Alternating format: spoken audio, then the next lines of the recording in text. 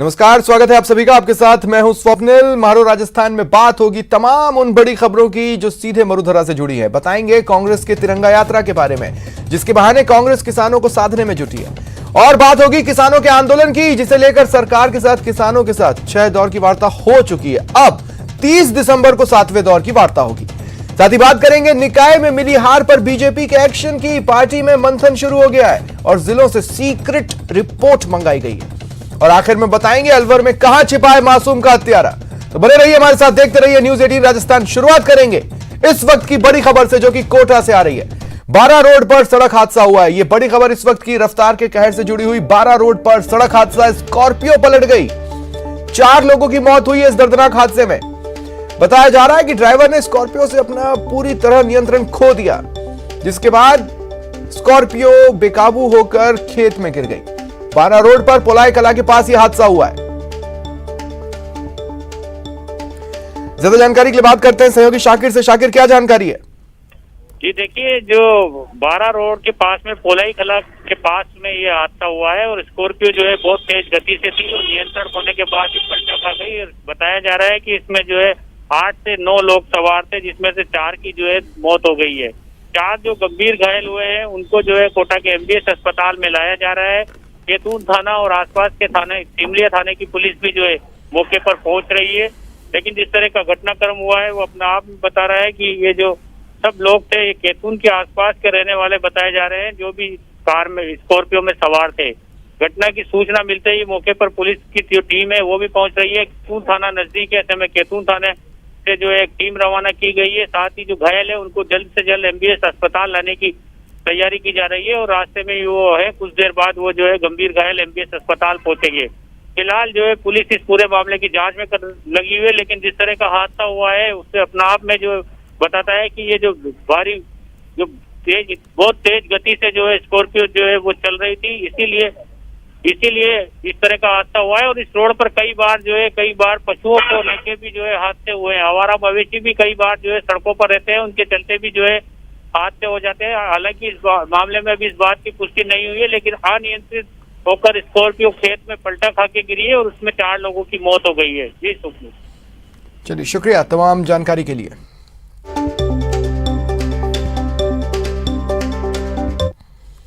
बड़ी खबर जोधपुर से मिल रही है। एसीबी की बड़ी कार्रवाई सामने आई है। जोधपुर में एसीबी ने शास्त्री नगर पुलिस थाने के एएसआई को ट्रैप किया।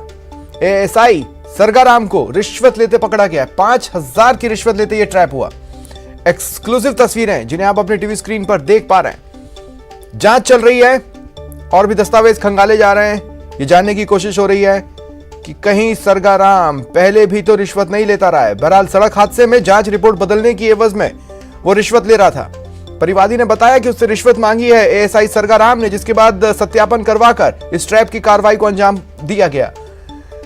ज्यादा जानकारी के लिए बात करते हैं सहयोगी ललित से। ललित, पूरी खबर। देखिए स्वप्निल, 5000 रुपए की रिश्वत देते एसीबी ने ट्रैप किया है। एडिशनल एसपी जोशिंग राजपुर की पूरी कार्रवाई है।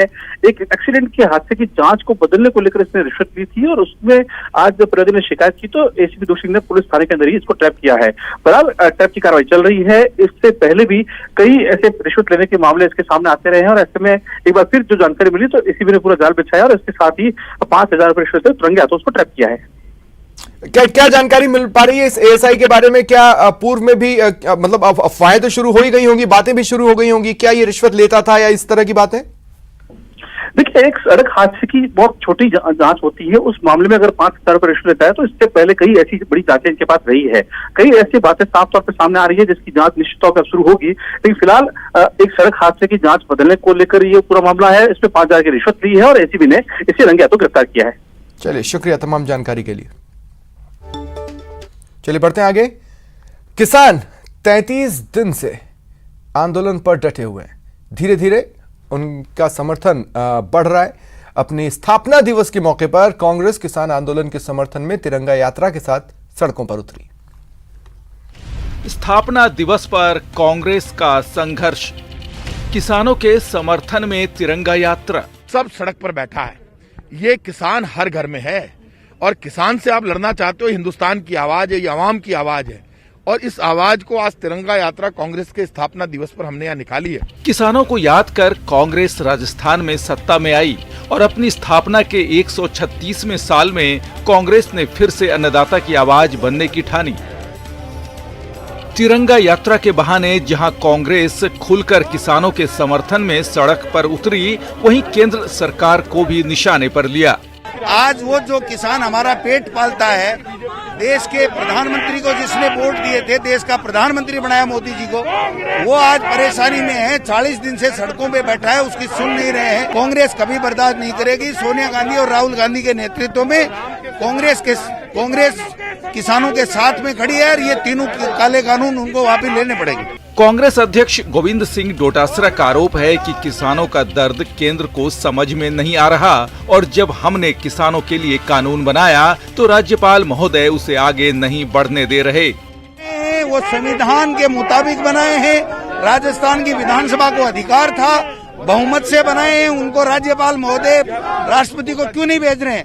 और कृषि जब केंद्र का विषय नहीं है तो खेती के ऊपर और किसान के लिए वो बिल कैसे बना रहे हैं? स्थापना दिवस के मौके पर कांग्रेस ने सभी जिला मुख्यालयों पर केंद्रीय कृषि कानून के विरोध में प्रदर्शन किया तो प्रदेश के परिवहन मंत्री प्रताप सिंह खाचरियावास का आरोप है कि बीजेपी कृषि कानून से किसानों को होने वाला एक फायदा बता दे।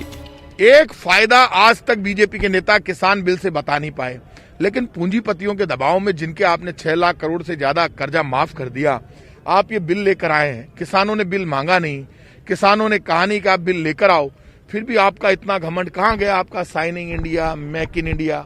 आपका जब विरोध करते हैं तो आप कहते हैं ये खालिस्तानी है, ये उग्रवादी हैं, ये टुकड़े टुकड़े गैंग के सदस्य हैं। राजस्थान समेत देश के कई हिस्से में कांग्रेस अन्नदाता के समर्थन में सड़क पर उतरी। इससे पहले भी राहुल गांधी की अगुवाई में कांग्रेस के प्रतिनिधि मंडल ने राष्ट्रपति से मिलकर उन्हें 2 करोड़ किसानों के हस्ताक्षर वाला ज्ञापन सौंपा था। Bureau report, news 18 Rajasthan. और चलिए सीधा रुख करते हैं सहयोगी गोवर्धन चौधरी जो कि इस वक्त हमारे साथ लाइव जुड़ रहे हैं। गोवर्धन, हालांकि स्थापना दिवस के दिन कांग्रेस ने न केवल अपने होने का एहसास कराने की कोशिश की, बल्कि ये कोशिश भी की कि वो किसानों के साथ है। अब ये जुदा बात है कि किसान कह रहे हैं कि हम राजनीतिक चेहरों को अपने मंच पर नहीं देखना चाहते।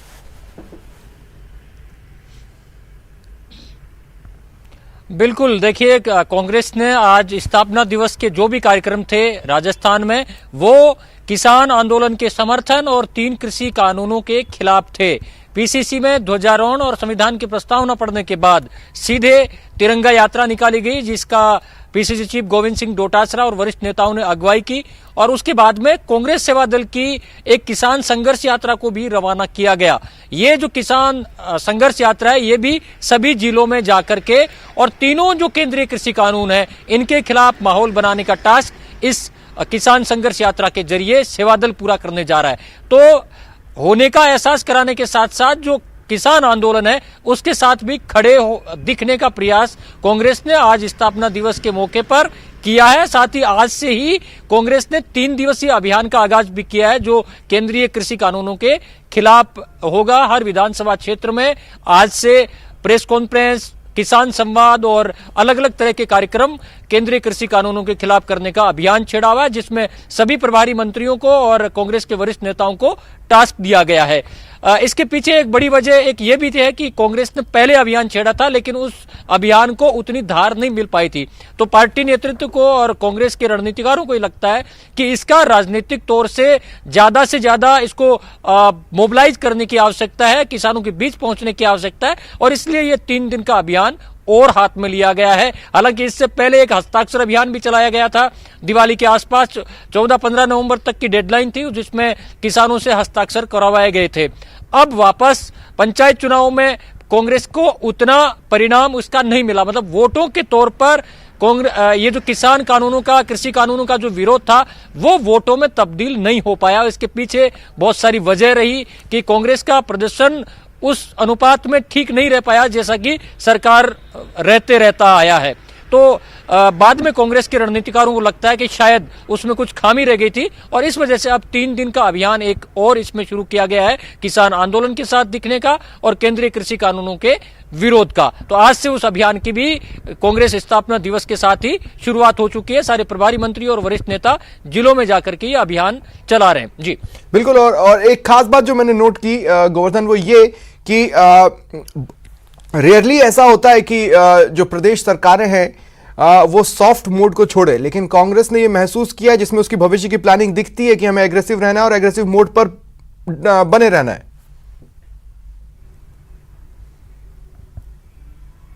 अब बिल्कुल देखिए, बिना एग्रेसिव रहे, अब राजनीति में जो एक वाइब्रेंट पॉलिटिक्स का दौर है उसमें ऐसा संभव नहीं है कि आप बिना फील्ड में अपने वर्कर को रिचार्ज किए, बिना इस तरह के इवेंट किए आपको कोई सीरियसली ले। इसलिए कांग्रेस के रणनीतिकारों को लगता है कि एग्रेसिव मोड में आकर के चीजों का विरोध भी करना होगा और अपनी बात को भी जनता के सामने रखना होगा। यही वजह है कि कांग्रेस ने अब यात्रा, रैलियां, रोड शोज, इनके जरिए अपनी बात और विरोध, केंद्र का विरोध और अपनी बात रखने का शुक्रिया गोवर्धन, मेरे साथ जुड़ने के लिए और तमाम बातचीत के लिए। इधर सरकार के साथ किसानों की बातचीत का इंतजार एक दिन के लिए और बढ़ा है। अब किसानों के साथ सरकार यानी केंद्र सरकार 30 दिसंबर को अगले दौर की बात करेगी। 6 दौर बेनतीजा, अब नया दौर होना है। बैठक के बाद एक बार फिर किसानों ने साफ कर दिया है कि बातचीत शर्तों के मुताबिक ही होगी। अन्नदाता आंदोलन और असमंजस। निश्चित रूप से ऐसा कह सकता हूं कि 2 कदम किसान आगे बढ़ेंगे तो भारत सरकार 2 कदम आगे बढ़कर उनका स्वागत करेगी। 7वें दौर में बनेगी बात। हाँ, बात बढ़ाने के लिए ही बैठे हैं यहाँ पे किसान। हाँ, जब भी बढ़ेगी। बातचीत और आंदोलन साथ साथ। मार देना तो जमा हो जाएगा, तो 33 जमा 33, तो इतने दिन आंदोलन चलेगा। उन्होंने कहा कि सरकार अगर फेर छेड़खानी नहीं करे तो उसको थोड़ा सा तिरछा कर दिया तो गुणा में चला जाएगा, तो 33 गुणा 33 दिन फिर आंदोलन चलेगा, ये बता देना सरकार को। बीतते साल में क्या अन्नदाता और सरकार के बीच बात बन जाएगी? 7वें दौर की बातचीत को लेकर बड़ी उम्मीदें हैं। इसके अंदर जो अच्छी बातें हैं निश्चित रूप से उसके बाद में भी अगर संशोधन की आवश्यकता है तो अगर वो बात कोई ऐसी रखेंगे अगर उसमें, तो निश्चित रूप से उसको भारत सरकार विचार करेगी और बातचीत से ही हल निकलना है। वहीं बातचीत को तैयार अन्नदाता आंदोलन को नए सिरे से मजबूत करने की कवायद में लगे हैं। किसान आंदोलन का प्लान बी भी तैयार है। 29 दिसंबर को पटना और थंजावुर में किसानों की विरोध रैली होगी।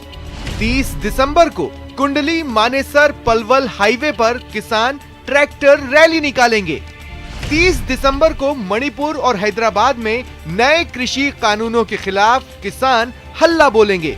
किसान संगठनों ने 1 जनवरी को पूरे देश में विरोध प्रदर्शन की तैयारी की है। बातचीत के संकेत के बीच आंदोलन भी मजबूत किया जा रहा है। रविवार को दिल्ली में किसानों ने आंदोलन के लिए अपने संगठन को और बड़ा आकार दिया। यूपी के कई जिलों से किसानों का दिल्ली आना शुरू हो चुका है। ये करा है कि जो कानून है इनमें संशोधन नहीं चाहते, ठीक है। बिजली का एक कानून लेकर आ रहे, अमेंडमेंट उसमें भी हो।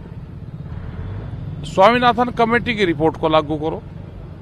अब क्या क्या बताओ, 700 सिस्टम है देश में, तो पूरा ही किसान बर्बाद हो गया। 7वें दौर की बातचीत के लिए किसानों ने कई शर्तें रखी हैं। पहली शर्त यह है कि तीनों कृषि कानून रद्द करने की प्रक्रिया पर चर्चा हो। एमएसपी की कानूनी गारंटी की प्रक्रिया और प्रावधान पर बात हो। पराली जलाने पर दंड के प्रावधानों को बाहर करने पर चर्चा हो। बिजली कानून में जरूरी बदलाव किए जाएं। 8 दिसंबर से किसानों के साथ सरकार 6 दौर की बातचीत कर चुकी है। इस दौरान कुछ मुद्दों पर सहमति बनती भी दिखी, लेकिन जहां किसान नए कृषि कानून को हटाने को लेकर डटे हैं, वहीं सरकार उन कानूनों को हटाने के लिए तैयार नहीं है। Bureau report, news 18 Rajasthan. और जैसा कि हमने बताया, कांग्रेस ने अपने स्थापना दिवस पर शहर शहर तिरंगा यात्रा निकाली। कुछ तस्वीरें आपको दिखाते हैं। कांग्रेस के स्थापना दिवस की 4 तस्वीरें आप देख रहे हैं। पहली, अलवर से है और साथ ही जयपुर, अजमेर और कोटा की तस्वीरें, जहां कांग्रेस ने अपना स्थापना दिवस मनाया, झंडारोहण किया। दिग्गज चेहरों ने कार्यकर्ताओं को, कांग्रेसियों को संबोधित भी किया।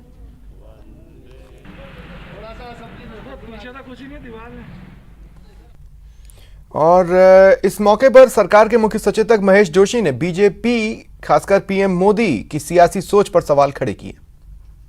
प्रधानमंत्री जी की विचारधारा ये है, वो एक उनकी विचारधारा अब तक जो मेरे समझ में आई है वो तो ये है कि हम सही नहीं करेंगे, लेकिन हम चाहे गलत करें चाहे सही करें उसको सही ठहराएंगे। ये विचारधारा जो है, ये विचारधारा अब देश में चलने वाली नहीं है।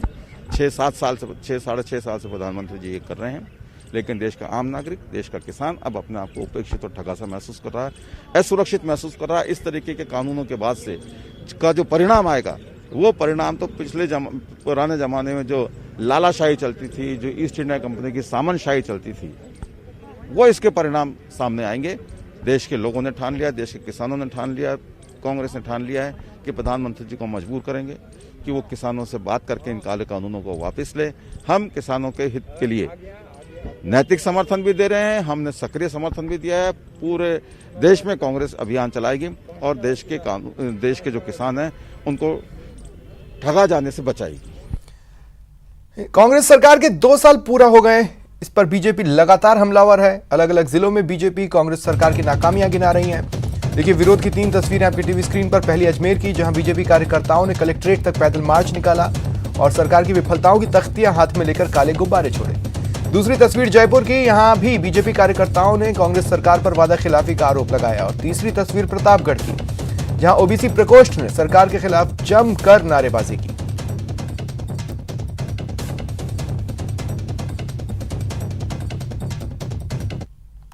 इधर 50 निकाय चुनावों के परिणाम के बाद बीजेपी आत्ममंथन कर रही है।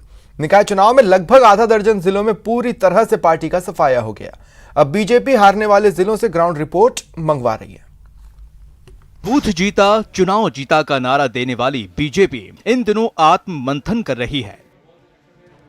12 जिलों के 50 निकाय चुनाव के परिणामों ने बीजेपी को बैकफुट पर ला खड़ा किया है। पूर्वी राजस्थान के लगभग 32 निकायों में बीजेपी को हार का सामना करना पड़ा था। दौसा, सवाई माधोपुर, धौलपुर, भरतपुर, करौली और बारां में बीजेपी को मिली करारी हार। अब बीजेपी इन जिलों में कर रही है मंथन। प्रदेश नेतृत्व ने मंगवाई इन जिलों में सीक्रेट रिपोर्ट। धरातल पर देखी जा रही है कहां कमजोर रही पार्टी। हार के जिम्मेदार पार्टी नेताओं पर एक्शन की तैयारी। फिर से ऐसी हार का सामना न करना पड़े, इसलिए अच्छी टीम का गठन जरूरी है।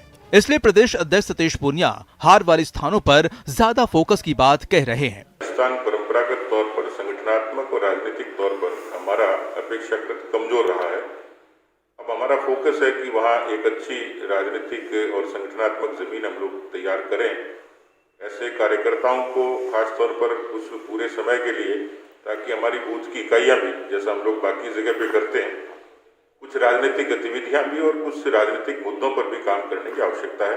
बीजेपी हार वाले क्षेत्रों में अच्छी सोशल इंजीनियरिंग पर जोर देने की बात कह रही है। बीजेपी प्रदेश ने कहा कि एक योजना बनाकर पार्टी को मजबूत किया जाएगा। कांग्रेस की बढ़त भी कोई बहुत उल्लेखनीय नहीं थी। 50 में वो मात्र 14 पे ही बढ़त थी, बीजेपी 5 पे थी, बाकी निर्दलीय थे। तो हम लोग कोशिश करेंगे कि कोई एक अच्छा एक्शन प्लान तैयार करके वहाँ राजनीतिक तौर पर अपनी अच्छी जमीन को मजबूत करें। बीजेपी की प्रदेश इकाई अब आगामी चुनाव के लिहाज से फिर एक्टिव हो गई है और जिन जिलों में अब निकाय चुनाव होने वाले हैं, वहां अच्छे प्रदर्शन के लिए पुरजोर कोशिश करेगी। न्यूज़ 18 राजस्थान के लिए सुधीर शर्मा की रिपोर्ट। प्रत्येक ब्रेक के बाद उठाएंगे बड़ा सवाल, कब पकड़ा जाएगा ढोंगी तांत्रिक।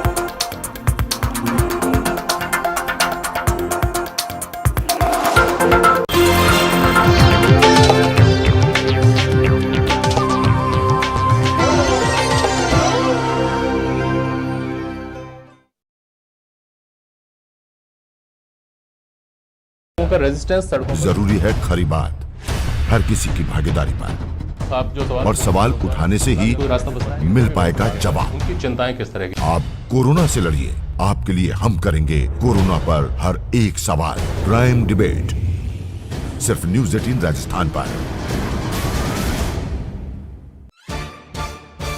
सवाल सारे मुद्दे तमाम, माइक पर सरेआम होकर ऑटो पे सवार, जब पूछेगा रिपोर्टर आपके क्षेत्र के हर मसले का जवाब मिलेगा बिल्कुल नए अंदाज में। जब आएगा ऑटो में रिपोर्टर, रोज रात 8:26 पर सिर्फ न्यूज़ 18 राजस्थान पर।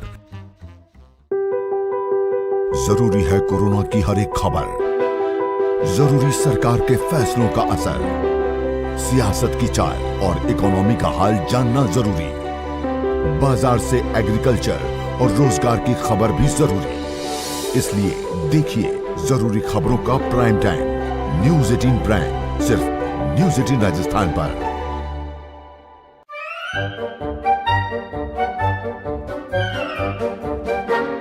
अखबार हुआ ठप, आउटडोर हुआ बेकार, टीवी ही दे रहा है विज्ञापन को तेज रफ्तार। करोड़ों दर्शकों तक न्यूज़ 18 पहुंचाएगा आपका ऐड। न्यूज़ 18 की टीम दमदार बनाएगी आपका ऐड शानदार। जल्दी कीजिए, कहीं छूट ना जाए ये सुनहरा मौका।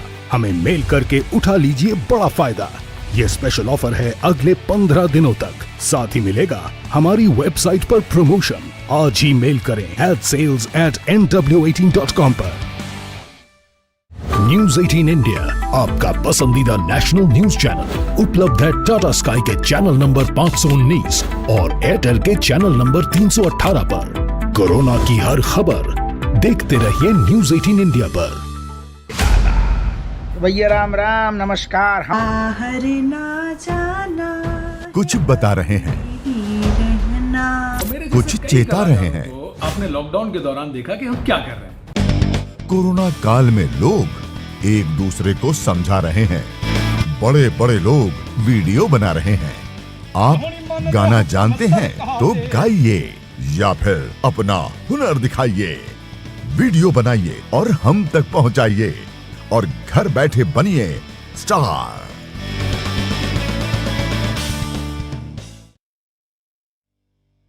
न्यूज़ 18 इंडिया, आपका पसंदीदा नेशनल न्यूज चैनल, उपलब्ध है डिश टीवी के चैनल नंबर 663 और D2H के चैनल नंबर 306 पर। कोरोना की हर खबर देखते रहिए न्यूज़ 18 इंडिया पर।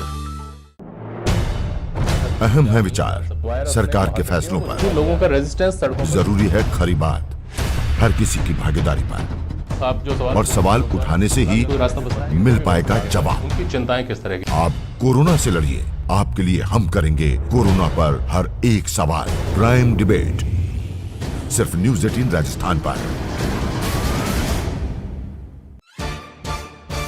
सवाल सारे मुद्दे तमाम, माइक पर सरेआम होकर ऑटो पे सवार, जब पूछेगा रिपोर्टर आपके क्षेत्र के हर मसले का जवाब मिलेगा।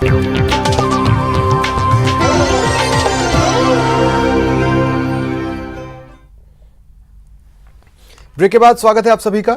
जिस हैवानियत का सच जानकर देश कांप उठा, उस संगीन मामले में भी अलवर पुलिस जांच का रटा रटाया जुमला उछाल रही है और हत्या के आरोपी खुलेआम घूम रहे हैं। सड़क पर आक्रोश, पुलिस खामोश। अलवर पुलिस से सीधा सवाल,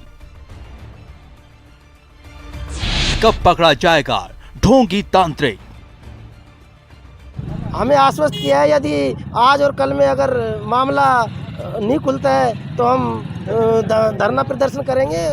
मां का कलेजा चित्कार कर रहा है, बेबस बाप पल पल मर रहा और नावली गांव के बाशिंदे उन गुनहगारों की गिरफ्तारी के लिए खम ठोक कर सड़कों पर आ धमके हैं जिन्होंने अंधविश्वास में मासूम बच्चे की बलि चढ़ा दी। तंत्र विद्या का नाम लेकर पूर्व षड्यंत्र रचकर निर्मम रूप से उसके नाक कान काट कर हत्या की गई है, जिससे पूरे इलाके में लोगों में रोष है, गुस्सा है। सब लोग इस घटना की निंदा कर रहे हैं। मिली जानकारी के मुताबिक मासूम के पिता ने शुक्रवार शाम को अकबरपुर चौकी में बच्चे के गुमशुदगी की रिपोर्ट दी थी। पिता का आरोप है कि शिकायत दर्ज कराने के बाद भी पुलिस ने उनके बच्चे को खोजने की कोशिश नहीं की। महावीर जी है साहब। अच्छा, क्या कहा उसने? उसने कहा कि अभी तो कुछ नहीं, तुम्हारा 1 घंटे में आ जाएगा, निर्दोष है जो को बंद कर रहा क्या है, और जो अपराधी हुआ को खानो आनो खावा खिंदारे आए और हमको उल्टो धमकावे। आरोपियों की गिरफ्तारी और अकबरपुर चौकी के एएसआई महावीर सिंह के तुरंत सस्पेंशन के लिए सोमवार को गांव वालों ने मानाखेड़ा थाने का घेराव किया और 2 दिनों में मामले का खुलासा नहीं होने पर उग्र प्रदर्शन की चेतावनी दी। यदि आज और कल में अगर मामला नहीं खुलता है तो हम धरना प्रदर्शन करेंगे।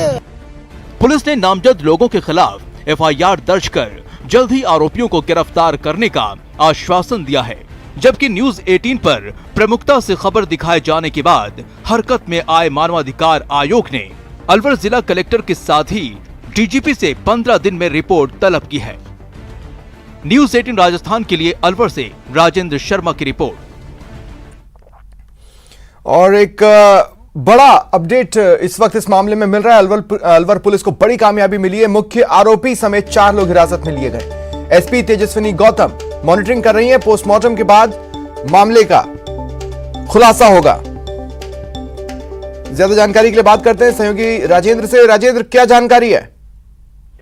जी, जिस तरीके का कल जो मामला आया था कि 11 साल के बच्चे की बलि चढ़ाने के लिए उसकी निर्मम हत्या की गई है, उसके नाक, कान और नाखून काटे गए हैं, उस घटना के बाद से ही पूरे इलाके में सनसनी फैल गई थी और खुद एसपी मौके पर गई थी और उसके बाद पुलिस की कई टीमें लगाई गई थी और अब पुलिस को अहम कामयाबी मिली है। मुख्य आरोपी जो है वो पुलिस के कब्जे में है और उससे पुलिस पूछताछ की है और यूं कहें कि पुलिस के सूत्रों से अगर हमें जानकारी मिली है कि उसने हत्या करना कबूल किया है, लेकिन उसके द्वारा अभी तक ये कबूल नहीं किया गया है कि उसने बलि चढ़ाई है। तो कहीं पुलिस अभी इसलिए उससे पूछताछ करने में जुटी हुई है कि आखिरकार माजरा क्या है। अभी तक की पूछताछ में सामने आया है कि आरोपी के द्वारा ये हत्या है जमीनी विवाद की रंजिश के चलते बदला लेने की नीयत से यह हत्या की गई थी और कल ये मामला दोपहर बाद करीब 5 बजे के आसपास ये सब मिला था। कौन है ये चारों? जी, ये गांव के ही रहने वाले कालू बैरवा और उसके साथी हैं। उनको 2 लोगों को पुलिस ने पहले ही हिरासत में ले लिया था, लेकिन 3 लोगों को बाद में लिया। लेकिन पुलिस उसमें मान रही है कि एक व्यक्ति की अभी भूमिका कहीं आ नहीं रही है सामने, इसलिए पुलिस ने 4 लोगों को हिरासत में ले रखा है, जिसमें मुख्य आरोपी जो कालू बैरवा है उसने हत्या करना कबूल कर लिया है। पुलिस ने पोस्टमार्टम करवा लिया है। पोस्टमार्टम की रिपोर्ट का पुलिस इंतजार कर रही है, लेकिन पोस्टमार्टम जो करने वाले जो डॉक्टर्स हैं उनका कहना है कि बच्चे की मौत पहले उसका गला घोंट कर हत्या की गई है और उसके बाद ये जो चोट है वो उसके बाद की है। शुक्रिया तमाम जानकारी के लिए। और वक्त एक ब्रेक का, ब्रेक के बाद ले चलेंगे